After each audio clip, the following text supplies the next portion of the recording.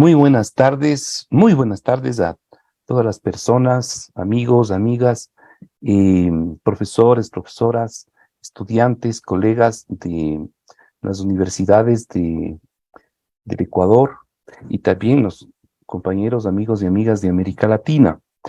Hoy estamos con el séptimo foro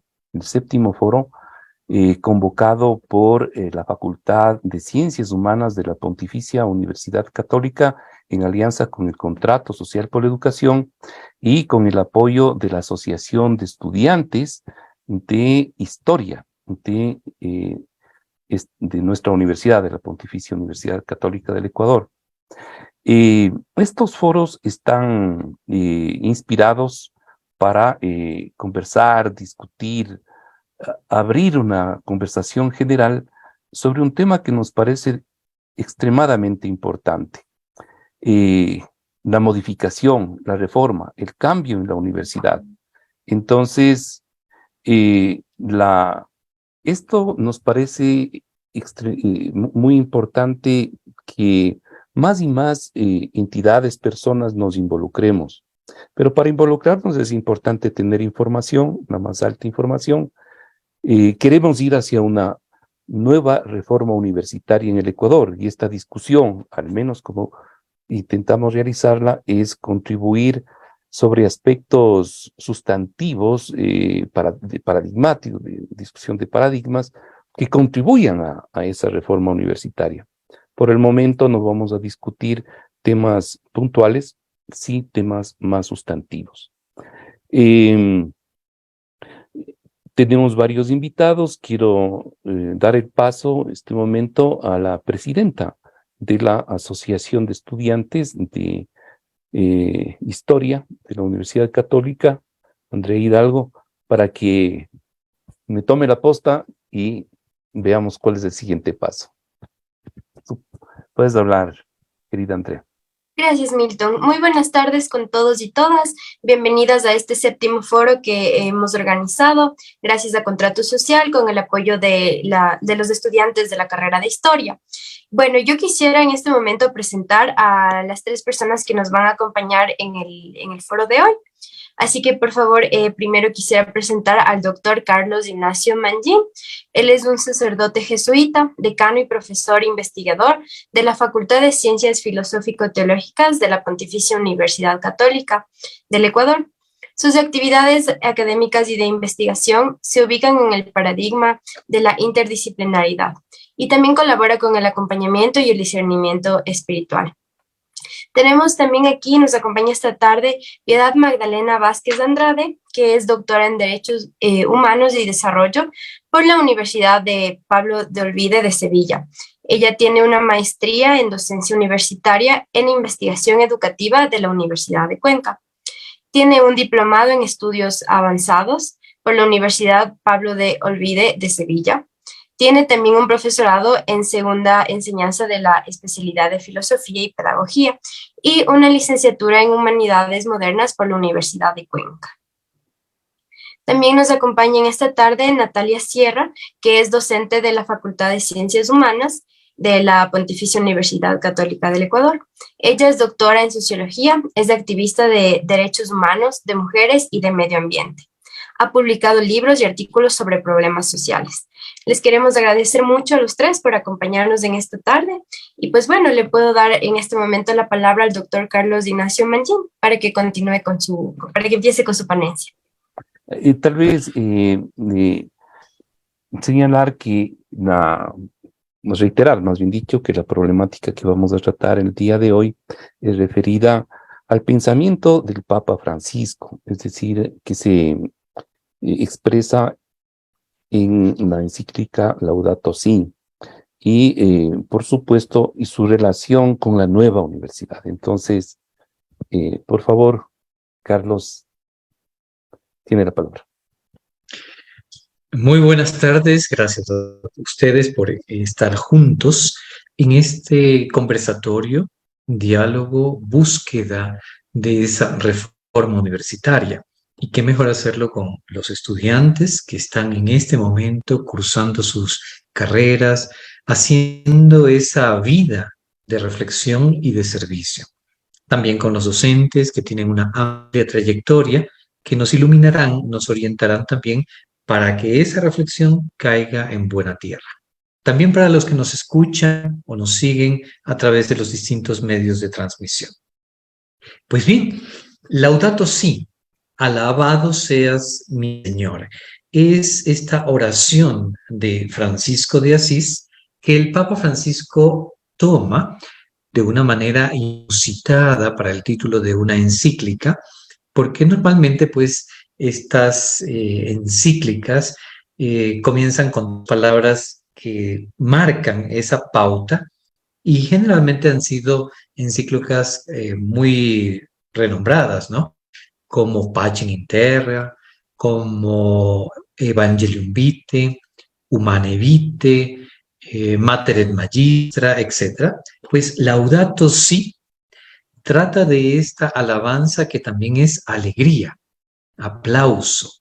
Y entonces la encíclica nos va a presentar esta preocupación por la casa común. Es una de las primeras que el Papa va a trabajar de sí mismo, porque la anterior era una que ya estaba medio escrita por Benedicto XVI. Pues bien, el Papa Francisco va a tomar miles de años de doctrina católica para ahondar en esta reflexión profunda, cuidadosa, sobre el cuidado de la casa común. Además, se trata también de que podamos, desde nuestra perspectiva latinoamericana, leer Laudato Si, escuchar algunos de esos aspectos fundamentales y que podamos nosotros entonces, a lo largo de estos 7 años de su publicación, volver a sacar de las fuentes ese cuidado de nuestro entorno natural, el cuidado por las personas que nos rodean y nos han sido confiadas. De ahí la reflexión tan importante de los derechos humanos, de los derechos de la creación. Entonces, es una serie de interrelaciones entre la creación humana, la creación divina, la tierra y todo lo que se da en esta casa común. Entonces, ¿qué significa Laudato Si? Pues de manera especial, esta encíclica nos invita a alabar por tanta belleza, hermosura, pero herida por tanto maltrato, tanta extractivismo, tanto descarte que realmente no va a permitir una sostenibilidad. Y como les decía, Laudato Si está tomado del italiano, cosa inusitada porque normalmente son títulos en latín, pero que igualmente se entienden. Por eso vamos a ver de qué manera, a través de sus capítulos, nos invita a reflexionar sobre lo que sucede en el medio ambiente, la crisis socioambiental, y de esa manera también entrar en el evangelio de la creación. Los relatos del Génesis intentan presentar dos corrientes de una mitología bíblica sobre esa creación. ¿Y de qué manera? Recordemos, se dice que la creación era buena, porque proviene de la bondad divina. Pues bien, hemos pervertido esa creación buena, divina, al maltratarla, al no tener una sabia administración de la casa común. Por eso, entonces, ese don, ese mensaje de una herencia común para todos los pueblos, hemos encontrado, pues, como el Papa Francisco, una raíz humana de la crisis ecológica. Y esto es novedoso, porque normalmente podemos dar muchas causas de este daño a la casa común, pero en la raíz nos encontramos con una causa humana. Tendencias sociales, ideologías que hablan de problemas que son medioambientales, y allí es donde el uso irreflexivo de muchas técnicas, tecnologías, la manipulación en el control de la naturaleza, hace que nosotros podamos causar daño y que no está esto separado de nuestra vida y del medio ambiente. Por eso es importante presentar la doctrina central de la ecología integral. Oikos, casa, habla entonces de un tratado sobre nuestra casa, pero tiene que ser abordado de una manera integral, con una conversión. De lo contrario, podemos llegar a acuerdos, pero no respetarlos. Podemos hacer pequeñas iniciativas, pero que pierdan el impacto porque la integralidad del ser humano no está reflejada en ella. De esta manera, entonces, nosotros estamos dentro del mundo. No se trata de una versión antropocéntrica en la cual nos ponemos en el centro, sino que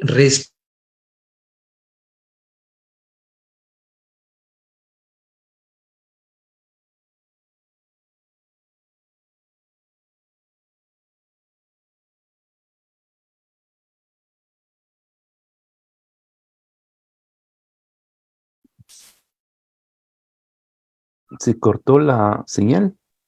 Sí, hubo un corte de Carlos Ignacio, pero ahora está regresando. Ya. Sí, seguimos, ¿no? Sí, sí. Perfecto.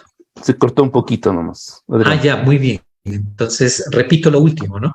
Sí, La sí. ecología integral que propone el Papa Francisco nos está invitando a que no veamos de una manera egoísta con el ser humano al centro, sino que el ser humano está dentro de un contexto más amplio que exige respeto.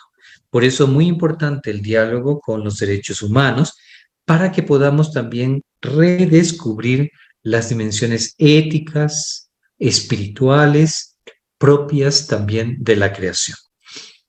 Entonces, el Papa lo que nos invita es a comprometernos políticamente, es decir, que la teología sea política, una opción de vida, de protección del medio ambiente, para que además seamos solidarios con aquellas personas que viven en países con bajos ingresos económicos, con dificultades que afectan todo el daño ecológico, de manera especial a los más pobres. Por lo tanto, no se trata solo de cuidarnos a nosotros mismos, sino de pensar en esa casa común para todos. Y qué bueno que lo tratemos dentro del marco del Pacto Global de la Educación, porque la educación y esta espiritualidad ecológica van de la mano. Sin una verdadera educación, de ahí la reforma universitaria, solamente viviremos centrados en el consumo, en el creer que teniendo más, seremos más, cuando es todo lo contrario. El que más tiene se pone al servicio de los demás. Eso implicaría toda una reflexión educativa en la cual alabar la creación, alabar a Dios por la creación, es encontrar la verdadera alegría de Francisco, el amor cívico, vivir esa conversión ecológica que implica no solamente el respeto, sino también recoger todo el acervo de siglos de experiencia para que esa ecología sea verdaderamente humana, verdaderamente divina. Algo que nos preocupa muchísimo es el cambio climático, pero ese cambio climático no nos afecta solamente a nosotros en una sociedad concreta, afecta a los que menos tienen, a los que padecen hambre, a los que viven en la basura, es decir, ciudades que se van hundiendo porque aumenta el nivel del mar. De esa manera, entonces, es una reflexión muy profunda la del Papa para que nos responsabilicemos no solamente de aquello que nos perjudica a nosotros, sino a todo el planeta. Las emisiones de carbono, el efecto invernadero, todo lo que tiene que ver con la sostenibilidad, energías renovables. ¿De qué manera nosotros estamos atentos a métodos de producción, de transporte, de energía que sean no solo eficientes, sino realmente que den un respiro al planeta? Los pobres, como he dicho, son el centro del mensaje. Debemos siempre pensar en los que más necesitan y padecen, y de ahí viene esa integración de la crisis ambiental y la crisis social en una sola y compleja crisis socioambiental. Pero debo ser honesto, todo lo que pueda mencionar pueden sonar discursos relativamente adecuados, pero ¿qué hay detrás de eso cuando todavía no alcanzamos esa verdadera humanidad? ¿Qué significa entonces responsabilizarse y comprometerse? Es decir, pequeños gestos desde el hogar ayudarán a que ese proceso de concienciación, de educación, ayuden también a cuidar mejor del planeta. Hoy, este grito, esta llamada de atención por un tema tan profundo que implica la supervivencia, nos habla también de las distintas pandemias que azotan, que flagelan la existencia. La pandemia COVID-19 reveló, desnudó que vivíamos en medio de otras pandemias. El atropello de los derechos, el abuso, todo lo que tiene que ver con la trata de personas, las migraciones forzadas, la crisis laboral, son situaciones que van unidas a Laudato Si, en la reflexión de esa ecología integral. Por eso, incluso para aquellos quienes están más directamente dirigida la encíclica, si bien es abierta, habla de una visión creyente. Y por eso hay que involucrarse en la política, hay que ser responsables, participar, no ser apáticos y de esa manera trabajar en una forma más cooperativa. De no hacerlo así, el futuro realmente se vuelve ensombrecedor. Es decir, reducimos todas las posibilidades para poder tener una mejor calidad de vida. Viviremos con grandes temores e incertidumbres porque cada día encontraremos nuevas situaciones a las cuales la naturaleza va reaccionando. De esa manera también implica una lucha contra la corrupción. Implica también un proceso.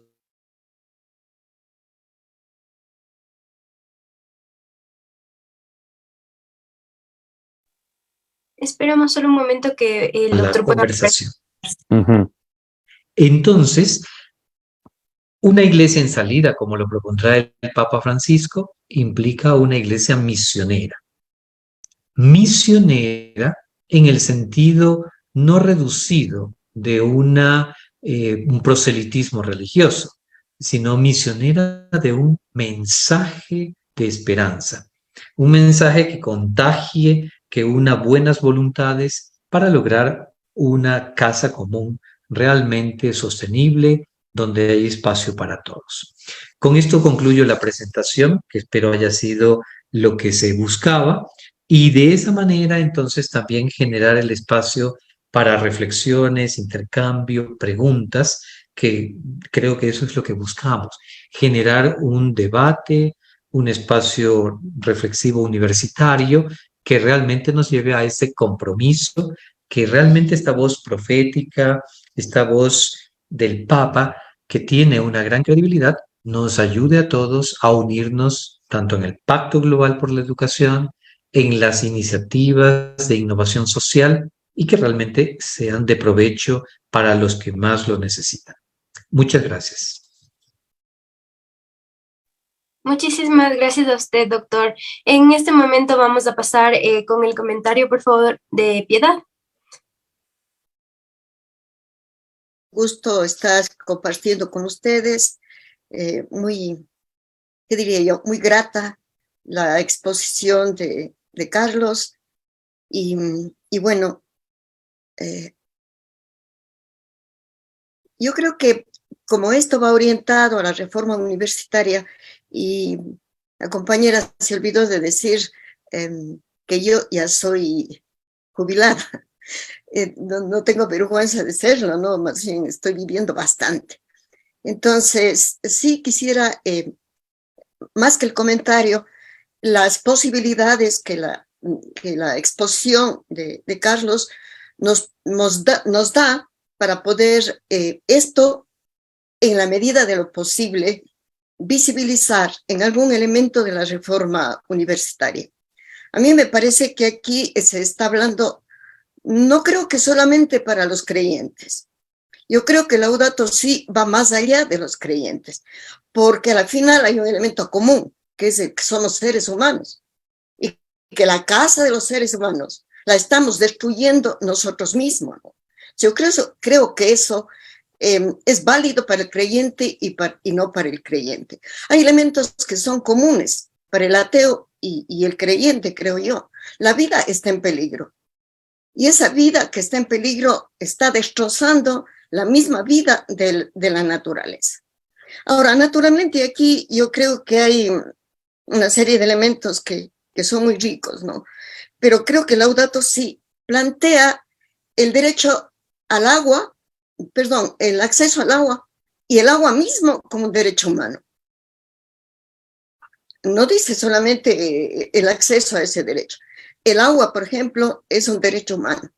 Y cuando nos está Carlos planteando cómo estamos destruyendo la naturaleza, yo creo que un elemento que este rato, al menos a la SUAY, le tiene en vilo, ¿no? Porque es la cuestión minera. Yo no sé si es el espacio, pero por lo menos para soslayar eso, ¿no? Porque por el afán de las minas se está destruyendo los vertederos de agua, las montañas, el mismo Cajas está este rato amenazado porque a la SUAY le quieren convertir en un polo de minería. Por ejemplo, esto, si el agua es un derecho, la agresión a la naturaleza en ese sentido es terrible. Y todo lo que puede devenir de eso.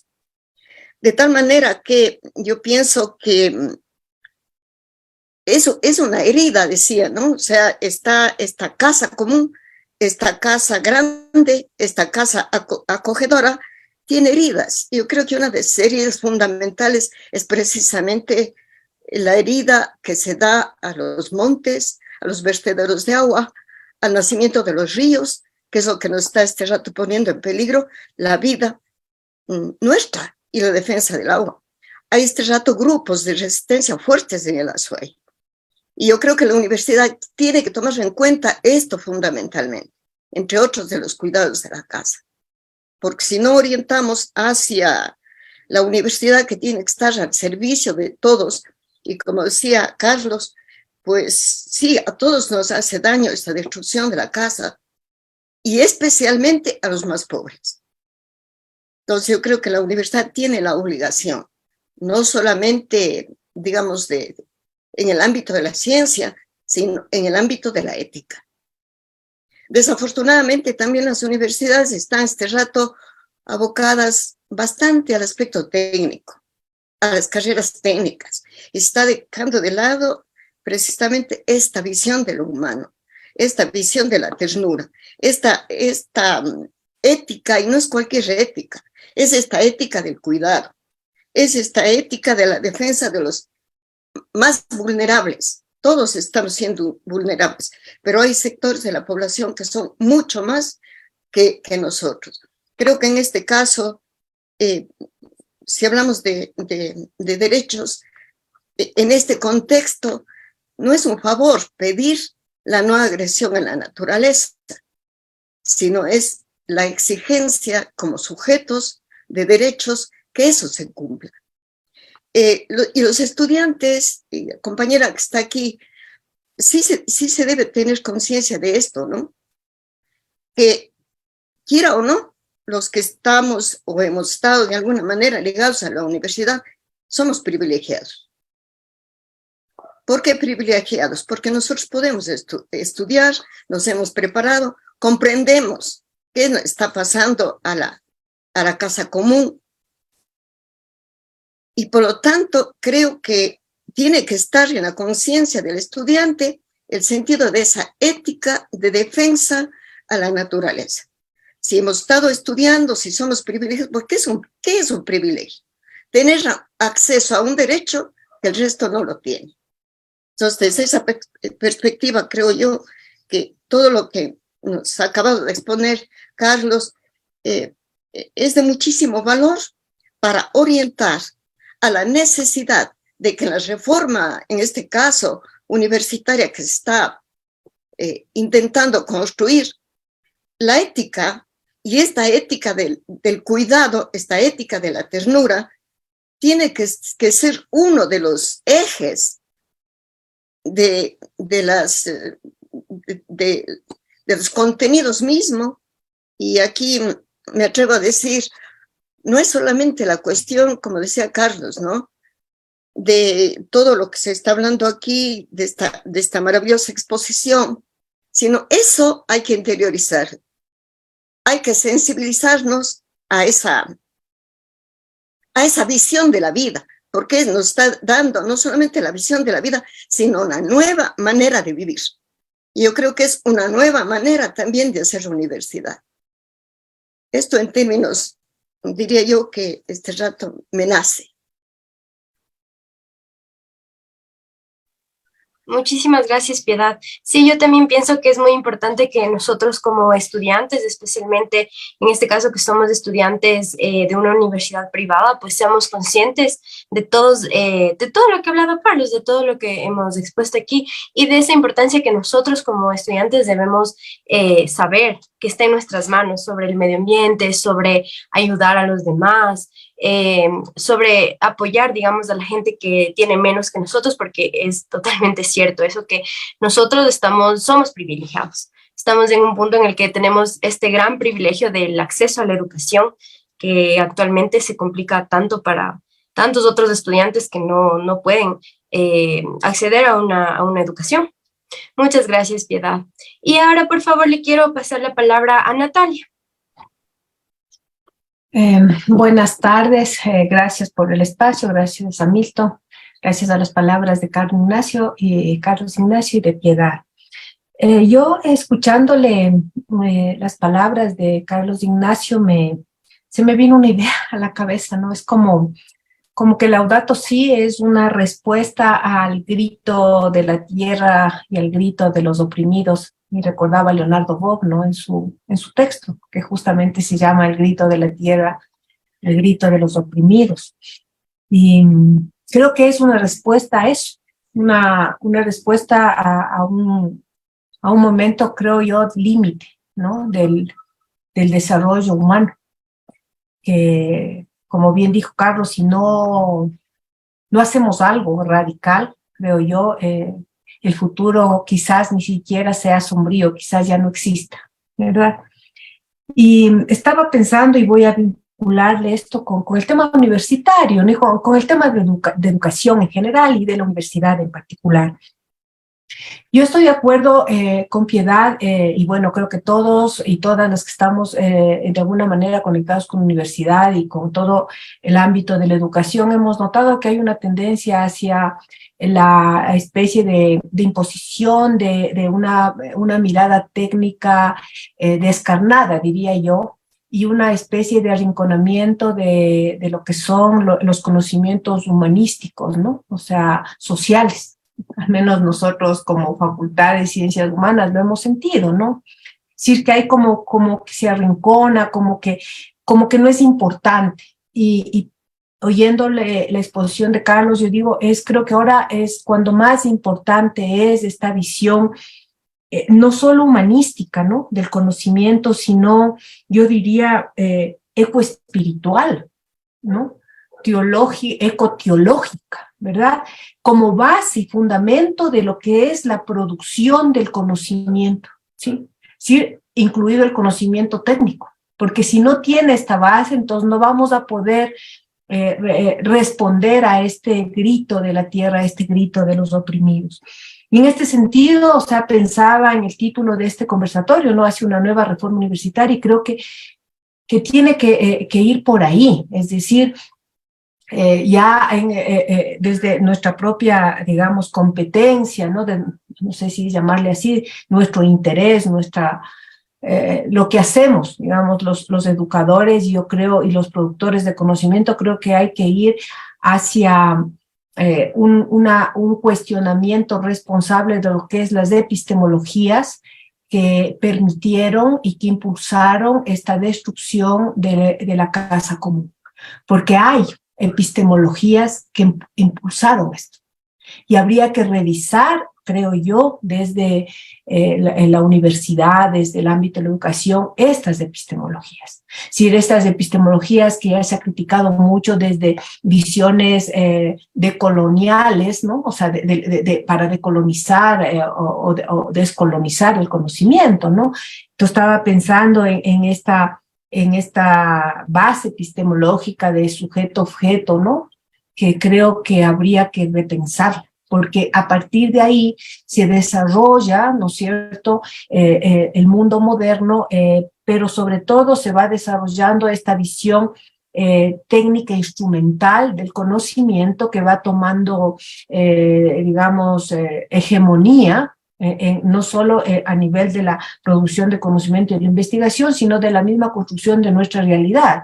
Y que es esta visión, ¿no es cierto?, que yo creo que es agresiva, ¿no es cierto?, es violenta, con la casa común, con los otros seres que nos acompañan en este hospedaje cósmico que yo le llamo, y contra el propio ser humano, ¿no? Y que tiene que ver mucho con una epistemología que va acompañando una forma, un sistema económico que es depredador. Aquí ya se ha dicho, ¿no? Ha dicho Carlos, ha dicho Piedad, este momento de este capitalismo extractivo terriblemente violento, ¿no es cierto?, que va destrozando a la naturaleza, va destrozando los territorios, va destrozando la cultura, es decir, vuelve mercancía todo aquello que topa, ¿verdad? Todo aquello que topa lo vuelve mercancía y lo vuelve funcional a una acumulación salvaje de capital que no permite responder a las demandas de este cuidado de la casa común, ¿no es cierto? Aquí Piedad ha hablado de lo que está sucediendo en Azuay, y esto es una cosa que está sucediendo en todo el mundo, ¿no es cierto? Tenemos un continente, el continente africano, prácticamente destrozado por el extractivismo minero, destrozado, y no es un problema solo del destrozo de la naturaleza, sino del destrozo de los territorios y de las culturas, y por lo tanto del ser humano y de las otras especies que nos acompañan. Entonces yo quería terminar y quería terminar con esta pregunta, ¿no? Para Carlos, no sé, o sea, estaba pensando en esto, ¿cómo podría revisarse el tema de esta reforma universitaria, esta transformación universitaria, en un contexto además de que estamos al borde de una revolución tecnológica, o ya a las puertas de una revolución tecnológica quizás nunca antes vista, ¿no? O sea, esto de la inteligencia artificial, la robótica, que podría incluso enfrentarnos a una mutación tecnológica del humano. ¿Cómo pensar esta nueva universidad desde una visión, no sé cómo llamarle, ecoespiritual, ecoteológica, que permita repensar este fundamento epistemológico sujeto-objeto, que es para mí uno de los grandes problemas de la situación catastrófica en la que en este momento nos encontramos? Eso es lo que puedo decir hasta ahí. Y gracias nuevamente. Bueno, muchísimas gracias, Natalia. Muy sesudas, muy importantes las reflexiones de parte de Piedad, de Natalia. Y pues seguimos con nuestra conversación.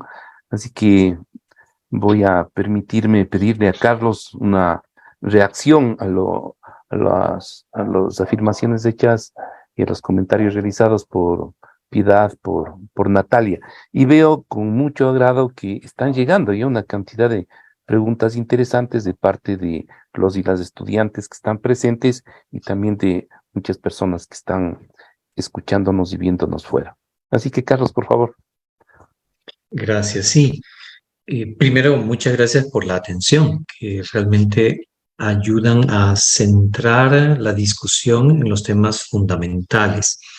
Y efectivamente, se trata de una situación que va más allá de lo religioso.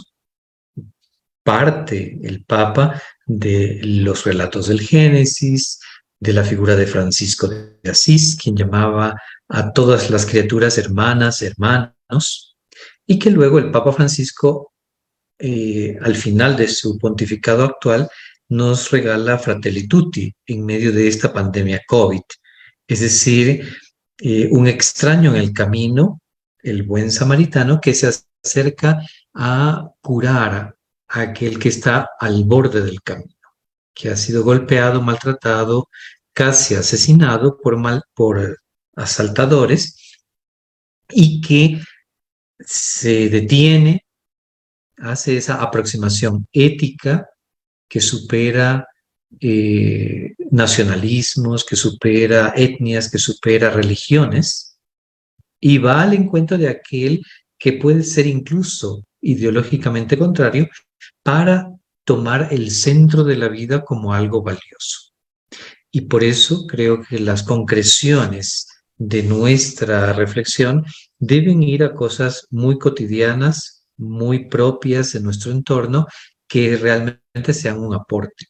Entonces, el tema del agua, el cuidado de la naturaleza, el uso del plástico y todas las reflexiones que deberíamos hacer antes de imprimir un documento, porque estamos contribuyendo a que se talen más bosques, etc.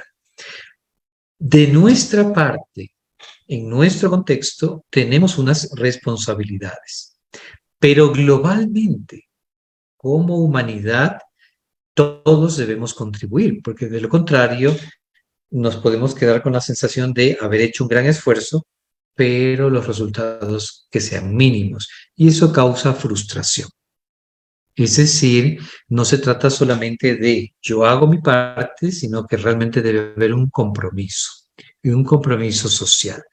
Y entonces allí me parece muy correcto también mencionar la espiritualidad en el sentido amplio, porque justamente es la espiritualidad la que nos devuelve a lo estético, a lo ético y a esa relación de sujetos que hacen historia. Por lo tanto, en ese sentido, reconocemos en muchas situaciones que no hemos sido ecológicos integralmente, que muchas veces hemos descuidado el entorno del barrio, tirando basura, siendo totalmente indiscriminados en el consumo. Es más, muchos análisis revelan que desperdiciamos alimentos. Es decir, todo eso habla de un uso y consumo abusivo de los medios. Pero frente a eso, hay grupos que se enriquecen con la pobreza y con la miseria de otros. En la reforma universitaria, nuestra reflexión, y ahí hay una pregunta sobre el fundamento epistemológico, es decir, ¿qué es lo que nos permite conocer? ¿Desde dónde parte nuestro conocimiento? Allí es donde tenemos que enfocarlo para que la profesión que hemos elegido, aquello de lo que queremos vivir y trabajar, tenga también esta dimensión ecológica, esta dimensión de cuidado. El cuidado a la creación implicará el cuidado al ser humano. Y entonces allí es donde también vamos a tener esas implicaciones de responsabilizarnos por la justicia. No se trata solamente de cuidar animales, de sembrar un jardín, son pasos importantes. Pero eso, dentro de nuestra reforma universitaria, nos debe llevar a una dimensión de justicia, de deontología en nuestra profesión, de no coadyuvar a los poderes que oprimen, sino de formar estudiantes integralmente que sean compasivos, comprometidos, conscientes. Por eso creo que es importante entonces que esas pequeñas iniciativas, nuestros proyectos de aprendizaje-servicio, de vinculación con la colectividad, no sean solamente horas justificadas, documentadas, sino que además han sido vividas en una plenitud que significa ideales juveniles al servicio de una sociedad mejor. Es decir, por ejemplo, pongo la carrera de enfermería, ¿no? y tienen que hacer horas de prácticas preprofesionales, vinculación con la colectividad y atienden en un sector deprimido de la sociedad. Que esa experiencia no solo sirva para justificar ese requisito de graduación, sino que además me lleva a una reflexión y a un compromiso. Entonces, esas pequeñas iniciativas, esos pequeños servicios, luego se transformarán en experiencias que realmente pueden dar mucho fruto, empezando del hogar, de la familia, de la comunidad, pero luego llevándolos a un compromiso mucho mayor. Entonces, creo que los que estamos aquí, de manera especial los estudiantes, pueden ver también en su campus universitario y exigir que haya un mejor cuidado de los elementos, del ruido, por ejemplo, del ambiente, de que podamos convivir realmente como se espera, como hermanas y hermanos. Esa convivencia implica el respeto de los demás. Si yo transgredo, si yo me paso de la raya, entonces ya no estoy colaborando. No quiero agotar todo y más bien dejar tiempo por si alguien más quisiera intervenir y voy de alguna manera releyendo las preguntas para ver qué puedo también aportar. Y en esto nos va a ayudar de alguna manera André, que ha estado ya de alguna manera sistematizando y quizás tenga ahí 2 o 3 preguntas y nos encantaría en este caso que tanto Carlos cuanto Piedad y Natalia puedan reaccionar. Por favor, André. Sí, bueno, han mandado algunas preguntas, me parece muy interesante porque son preguntas que surgen de chicos, de estudiantes universitarios, y hay alguna que se repite varias veces que me gustaría leer. Em, bueno, es sobre cómo los estudiantes universitarios pueden aportar, digamos, para esta vida en sociedad que se está buscando. Aquí nos envían este comentario también que dice, mencionan que los estudiantes tienen que ser conscientes sobre el daño que se le causa al medio ambiente y de los pocos recursos que tienen las personas pobres. ¿Cómo la universidad o de qué forma puede influir para modificar el pensamiento de los estudiantes universitarios para que ellos den su aporte a la sociedad? Entonces, yo creo que estas 2 preguntas se podrían sistematizar así, como ¿cuál es el aporte de la universidad? Y, o sea, ¿cómo es eso que nosotros como estudiantes podríamos aportar también? Listo, abierto Carlos, Piedad y Natalia. Brevemente, si me lo permiten, la Universidad Católica está orientada en ese momento a ser una universidad Laudato Si. El Papa ha propuesto que empecemos por las mismas universidades pontificias católicas a dar un ejemplo de conversión y que entonces el entorno, el medio, los recursos realmente prediquen lo que está escrito y que entonces haya un verdadero compromiso. Hace un mes se reunieron aquí en Quito, en la PUCE, representantes de varias universidades que pertenecen en esta red. Y es una red propuesta por el Papa que le han llevado pues la posta y van adelante en esas reflexiones, proyectos, encuentros para que la universidad sea realmente Universidad Laudato Si. Tenemos también otra pregunta que nos dicen, ¿cuál ha sido la contribución concreta de la religión para solucionar la problemática de la casa en común? Y si también me lo permiten brevemente, en el año 90 empezó la reflexión sobre vivimos en un mundo roto. Y son de las primeras aproximaciones de la iglesia, del magisterio de la iglesia, que van en torno a reconocer el fracaso de una sociedad que va como en estampida hacia un precipicio. Y entonces son señales de alerta que hoy la pandemia COVID también nos está diciendo alto, así no. La pandemia COVID nos puso un tate quieto, ¿no? De esta manera vamos por mal camino. ¿Qué pasó después de esa desescalada, de volver a salir? No hemos aprendido mucho. Y entonces tenemos que volver a esta cultura del cuidado. Creo que allí, en ese sentido, Hay iniciativas, hay reflexiones, hay compromisos, pero debemos reconocer que somos parte de un engranaje mayor. Si alguna de ustedes, Natalia, Piedad, quisieran también contribuir, adelante.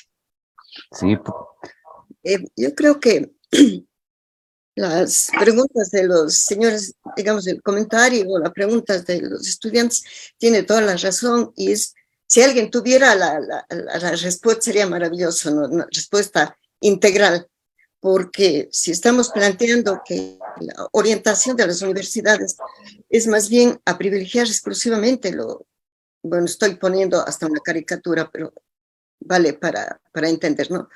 Eso hasta la racionalidad tecnocientífica que también el Laudato Si enfoca, ¿no? Y está llevando a esa autodestrucción humana y de la naturaleza. Y ahí Bob es muy interesante porque no dice los seres humanos estamos en la tierra, sino somos tierra consciente. Entonces nos estamos autodestruyendo.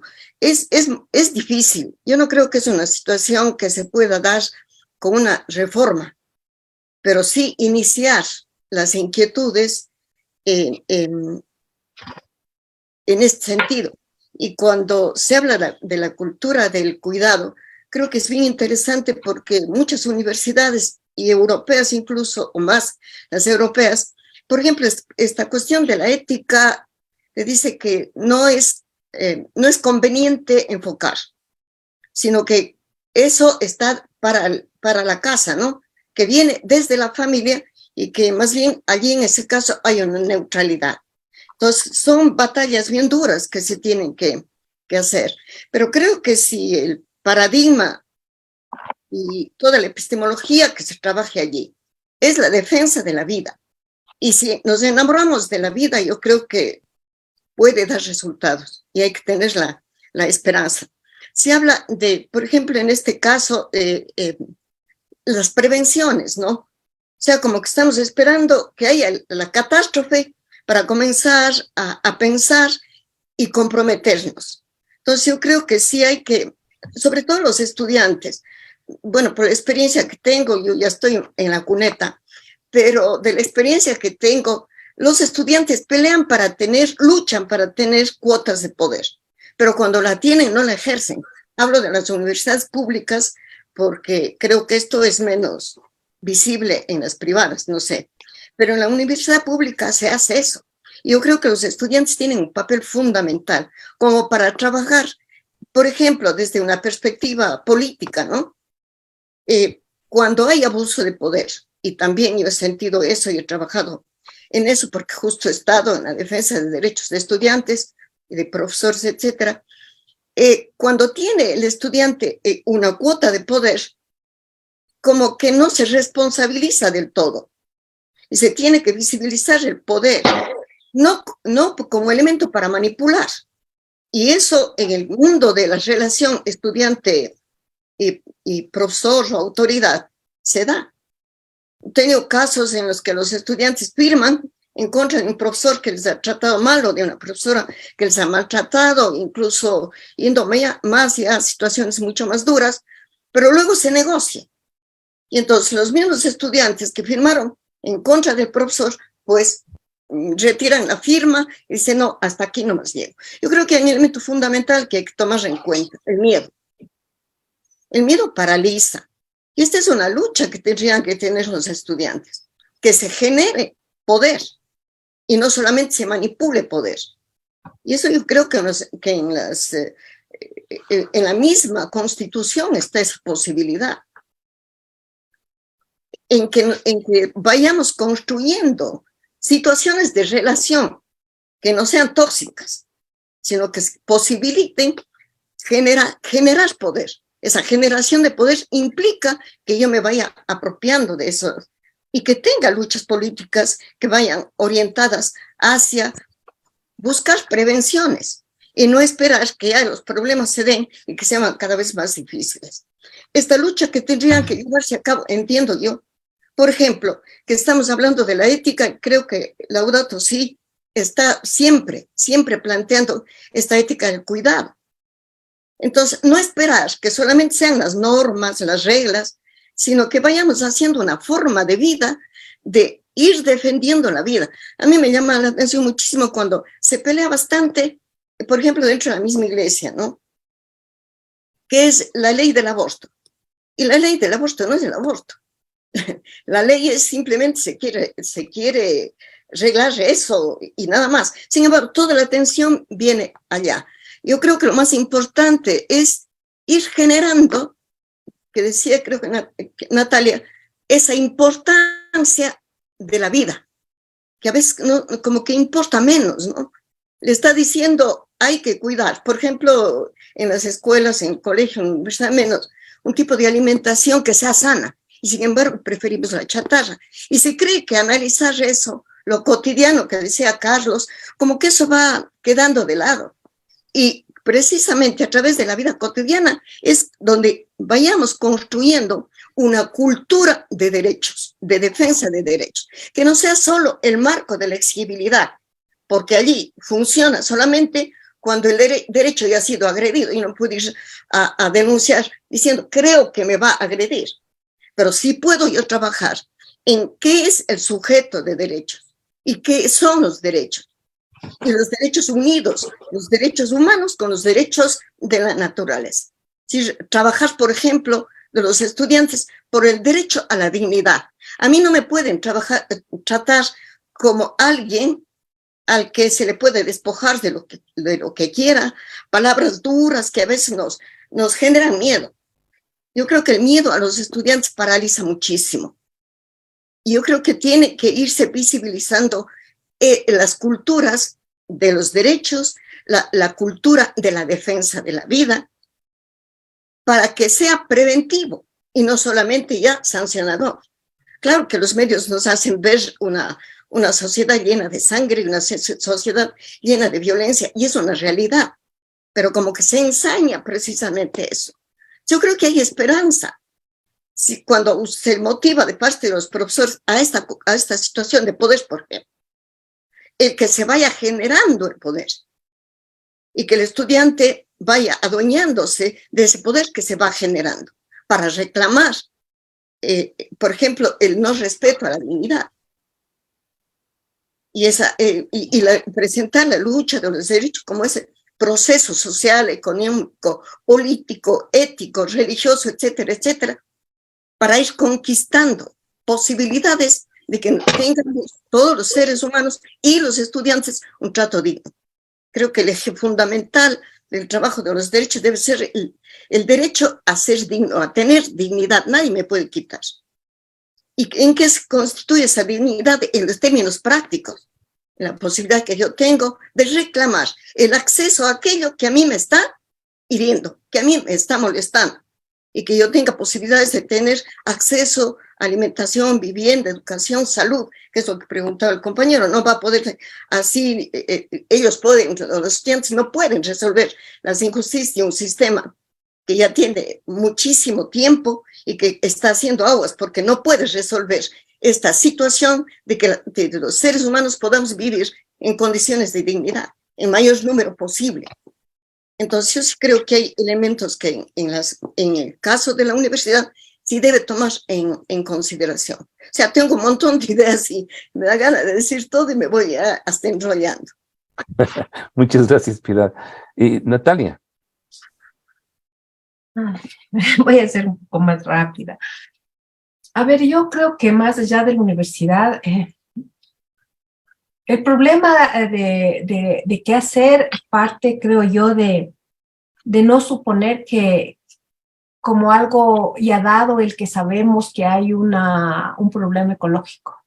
Porque a veces, sobre todo en las ciudades, no en los territorios, no donde la gente está peleando contra las grandes corporaciones y defienden la naturaleza, vamos a la llave, abrimos la llave y hay agua, ¿no?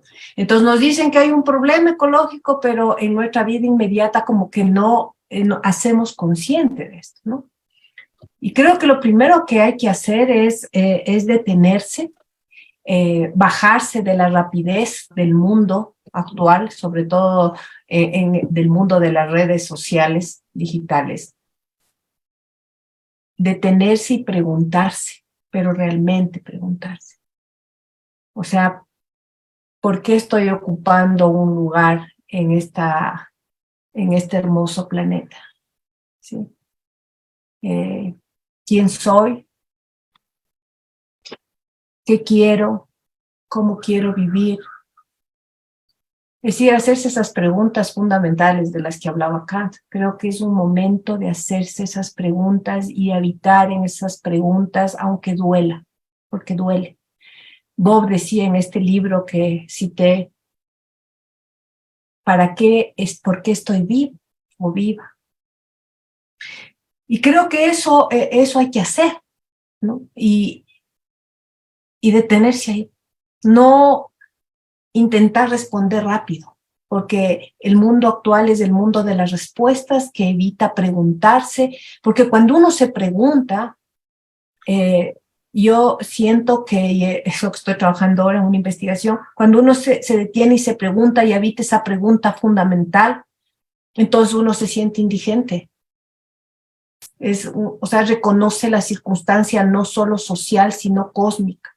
Y cuando uno reconoce la indigencia, entonces se siente que no es, siempre digo yo, ni la especie elegida, ni el pueblo elegido, que es un ser más de esta tierra. Y entonces ese reconocerse indigente nos hace humildes, la ética de la humildad. Creo que para mí va por ahí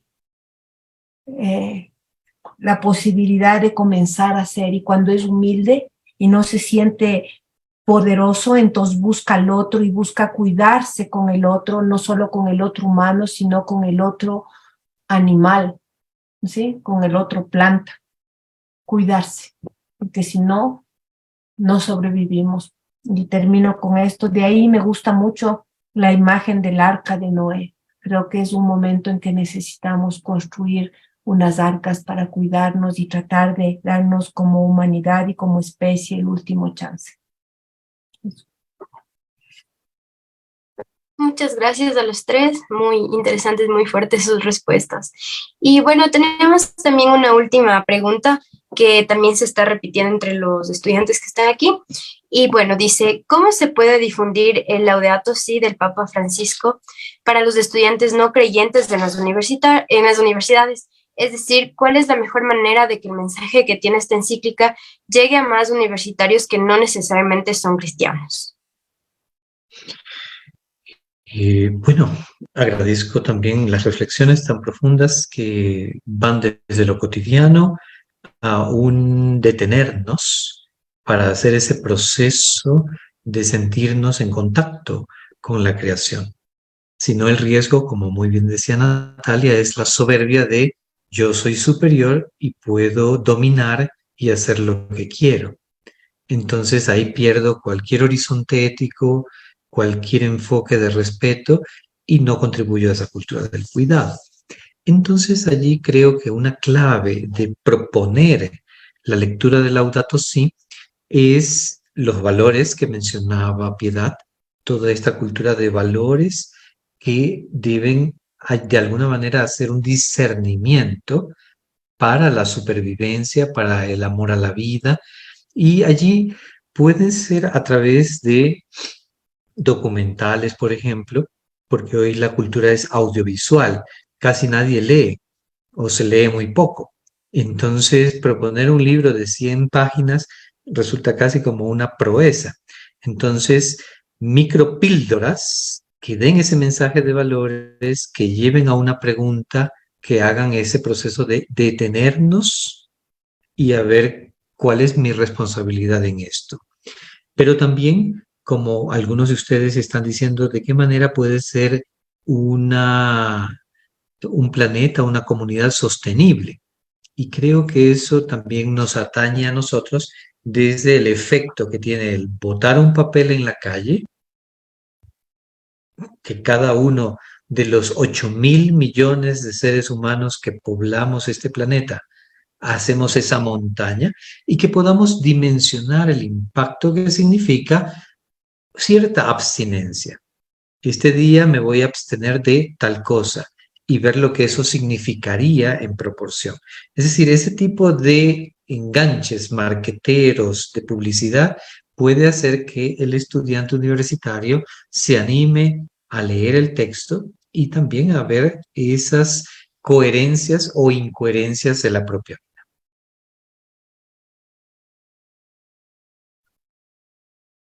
Bueno, em, yo creo que ya es momento, por el tiempo, de ir cerrando. Hemos tenido en realidad una conversación muy, muy rica, muy profunda. ¿Tienes que señalar algo, André, por favor? No, creo que hemos recogido las preguntas más importantes y pues bueno, igual por el tiempo que ahora está ya, ahorita se cumple una hora, entonces más bien agradecerles muchísimo a las tres personas que han participado el día de hoy. Ha sido un foro muy interesante, un poco distinto a los otros foros que hemos hecho, pero realmente ha sido muy, muy enriquecedor, como dijiste, profe. Listo. Bueno, para ir cerrando, simplemente yo quiero recoger algunos aspectos que me parecen claves, ¿no? Es necesario hacer una mayor profundización de parte de los actores universitarios para una probable transformación, cambio de la universidad hacia convertir en una universidad responsable socialmente de esto que señalaba Carlos de la ecología integral, que es lo que de alguna manera emana o inspira o se relaciona con Laudato Si, ¿no? Y la idea general del Papa Francisco. De hecho, algo que tenemos que explorar también, señalado por Carlos y de alguna manera también por Piedad y Natalia, es cómo establecemos estas dimensiones tanto de conocimiento, construcción del conocimiento, pero sobre todo un conocimiento que se ponga al servicio de esta finalidad, que sería en este caso el cuidado de la casa común. Entonces eso significa, como señalaba Carlos, compromiso. Pero ¿cómo construimos ese compromiso? Y ese compromiso, él decía, es un compromiso político, que además se sienta sobre las bases de la solidaridad. Y, por supuesto, esto significa establecer toda una cantidad de acciones y canales de mayor participación. Es decir, estamos frente a... me ha conmovido tanto lo que ha señalado Piedad cuanto Natalia, ¿no? Es decir, probablemente estamos frente a una última oportunidad. Es algo que lo vienen señalando los científicos estos días, ¿no? Una última oportunidad para el planeta, para los seres humanos. Si no cambiamos de alguna manera nuestra forma de entender y ver el mundo y el entorno y no nos involucramos como parte de, que creo que es uno de los principales mensajes de Laudato Si, pero también de otro tipo de pensamientos y de filosofías, como los de los pueblos originarios, somos parte de, y en tal sentido debemos asumir esta responsabilidad y no ir hacia esta autodestrucción. Yo creo que hay que levantar el compromiso y a través del compromiso la esperanza, como señalaba Piedad. Muchas gracias a Carlos Ignacio, muchas gracias a Piedad, muchas gracias a Natalia y por supuesto a todos los estudiantes y que hoy han estado presentes tanto en el aula aquí virtual cuanto en el Facebook. Nuestro reconocimiento y agradecimiento a los compañeros y compañeras docentes de la universidad, de otras universidades públicas y privadas del Ecuador y a los amigos de América Latina, particularmente de la campaña latinoamericana por el derecho a la educación, con quienes también estamos invitándoles a este diálogo y a compartir también sus saberes, ¿no? Entonces, nos llevamos una muy buena cantidad de saberes y de conocimientos y, por supuesto, les invitamos a continuar con este foro, con este debate y mi agradecimiento especial precisamente a la Asociación de Estudiantes de Historia de la Pontificia Universidad Católica. Es que con esto, muchas gracias y nos vemos la próxima semana.